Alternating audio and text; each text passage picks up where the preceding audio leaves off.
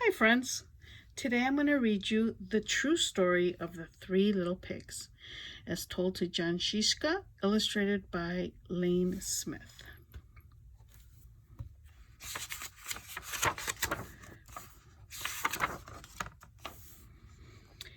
Everybody knows the story of the three little pigs, or at least they think they do. But I'll let you in on a little secret. Nobody knows the real story, because nobody has ever heard my side of the story. I'm the wolf, Alexander T. Wolf. You can call me Al. I don't know how this whole big bad wolf thing got started, but it's all wrong. Maybe because it's because of our diet.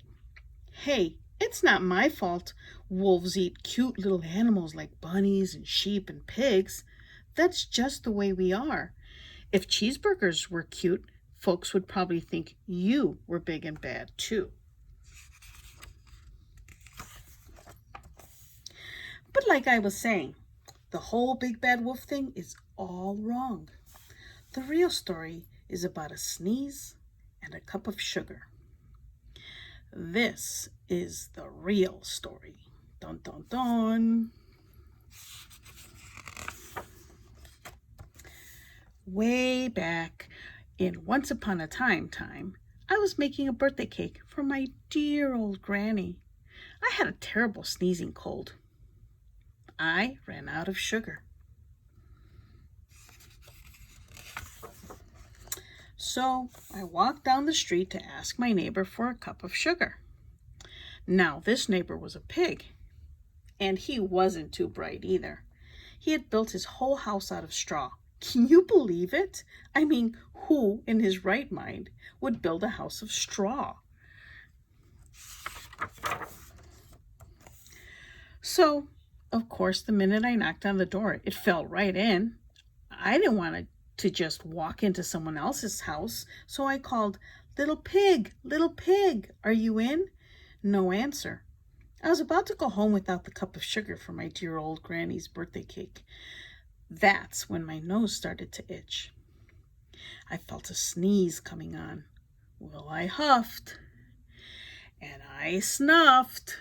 Oh, and I sneezed a great sneeze. Achoo!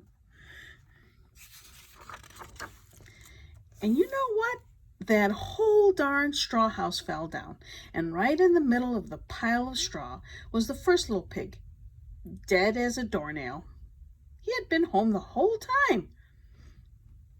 It seemed like a shame to leave a perfectly good ham dinner lying there in the straw. So I ate it up. Think of it as a big cheeseburger just lying there.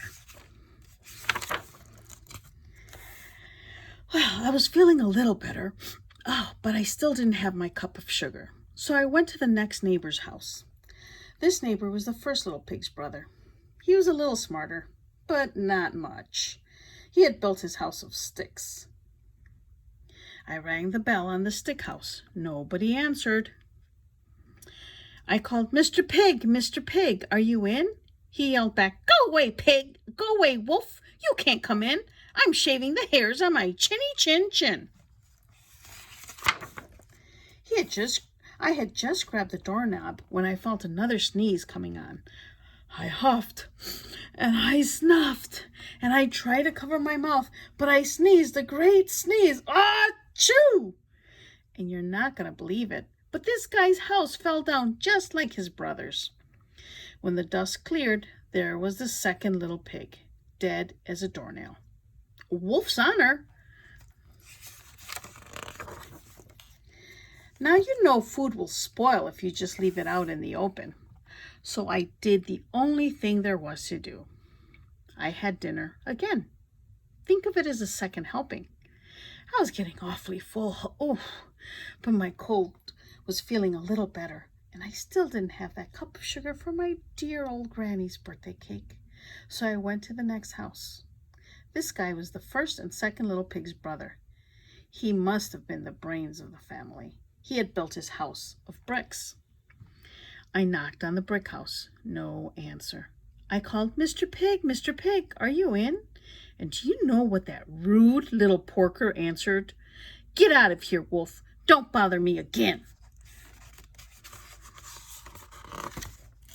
Talk about impolite. He probably had a whole sack full of sugar, and he wouldn't give me even one little cup for my dear, sweet old Granny's birthday cake. What a pig! I was just about to go home and maybe make a nice birthday card instead of a cake when I felt my cold coming on. I huffed, and I snuffed, and I sneezed once again. Achoo! Then the third little pig yelled, and your old granny can sit on a pin. Oh no, oh no. Now I'm usually a pretty calm fellow, but when somebody talks about my granny like that, I go a little crazy. When the cops drove up, of course I was trying to break down this pig's door, and the whole time I was huffing and puffing and sneezing and making a real scene.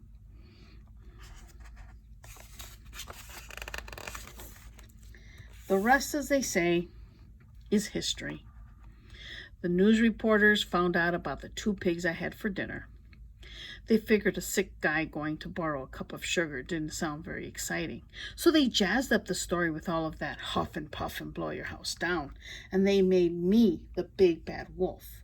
That's it, the real story. I was framed. But maybe you could loan me a cup of sugar. The end.